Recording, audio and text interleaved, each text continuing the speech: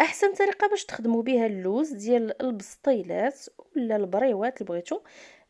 بالنسبه لك ما يكونش عنده الوقت باش ينقيه، كتسلقوه وكتصفيوه ويخليوه ينشف من الماء، كديروا الزيت بارده وكتلوحوا فيها اللوز وكتنقيو شي حبيبات بلا قشور باش نعرفوه الا طاب.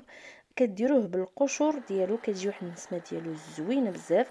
النسمه ديالو الكبيره كتكون في القشور وحنايا كنرميوه.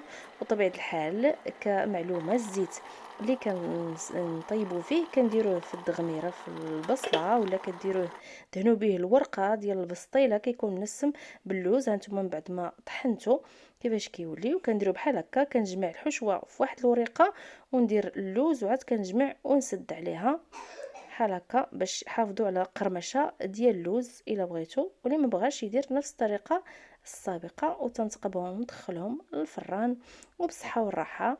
وشكرا لكم، ما تنسونيش.